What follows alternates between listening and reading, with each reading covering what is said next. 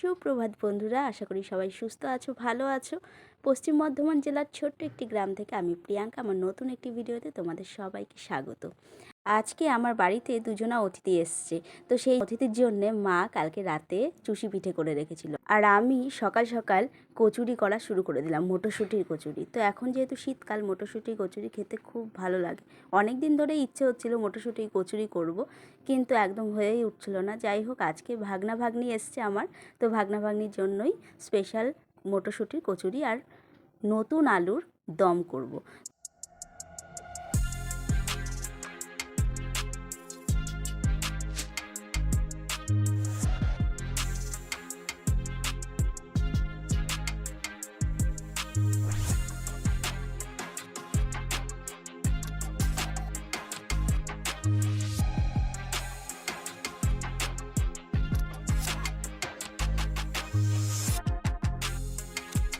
খুব একটা ভালো করতে পারিনি, যাই হোক যেটুকু করলাম তৈরি হয়ে গেল মটরশুঁটির কচুরি আর নতুন আলুর দম। ব্যাস, ভাগনাকে দিয়ে এলাম, ও একদম মশারির ভেতরেই রয়েছে, এখনও ঘুম থেকে ওঠেনি। এখন বাজে সকাল 11টা। তো যাই হোক, মামার বাড়ির এটাই তো মজা। তো চলো এবার ওকে একটু পায়েসটাও দিয়ে দিই। হ্যাঁ ধর।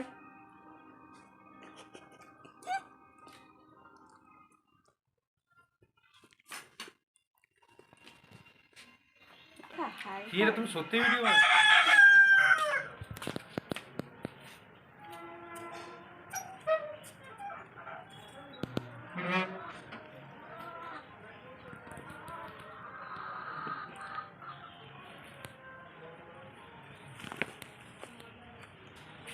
তো এখন বাজছে দুপুর 2টো।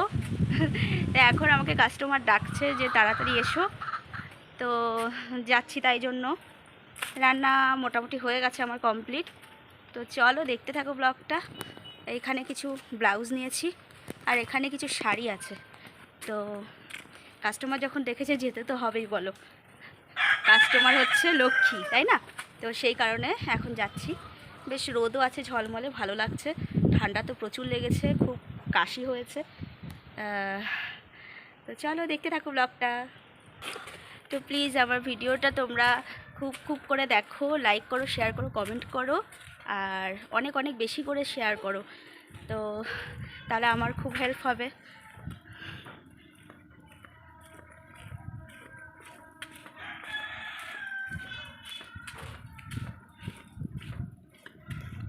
তো আমি সবসময় কাস্টমারের জন্য সবসময় রেডি থাকি, কারণ আমি জানি আমার যখন খুশি কাস্টমারের ডাক আসতে পারে।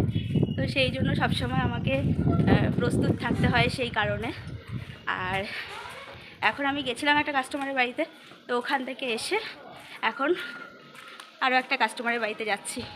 তো আমার ভিডিও তোমাদের কাছে একটাই রিকোয়েস্ট, আমার ভিডিও দেখো, অনেক করে শেয়ার করো, খুব বেশি করে শেয়ার করো, যাতে আরও মানুষের কাছে আমার ভিডিও পৌঁছায়। জানি আমি তেমন কিছুই ভিডিও করি না, আমার ডেইলি লাইফস্টাইল, খুবই বোরিং ভিডিও আমার। তবুও তোমরা যদি একটু শেয়ার করো আমার জন্য খুব উপকার হবে। তো চলো, অনেক ভারী ব্যাগ নিয়েছি, এই দুটো, হাঁপিয়ে যাচ্ছি কথা বলতে বলতে। তো তোমরা দেখতে থাকো আমার ভিডিওটা।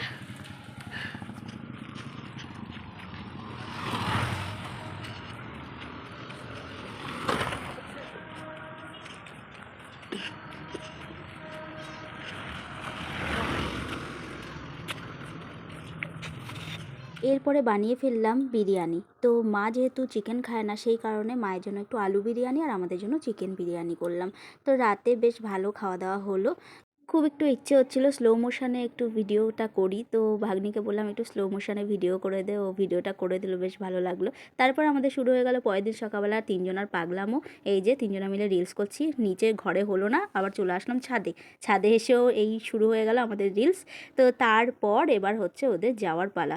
তো ওরা বললাম বেশি দিন থাকবে না, মানে একদিন ছিল মাত্র। থাক না, তোকে করতে হবে না। বাবা বাবা, আমি তো নে প্রণাম নে, মাম্পু নিল। যা দাদা ভাইকে প্রণাম কর, যা রে। বিট্টু আবার আসবি। হ্যাঁ হ্যাঁ, ওই তো আমার ফুল করে এই সোয়েটার পরে নে, কখন হাত থেকে পড়ে যাবে। গোলু তারপরে এর মতো ভাইয়ের মতো না না হাফ টিকিটই চাইলে।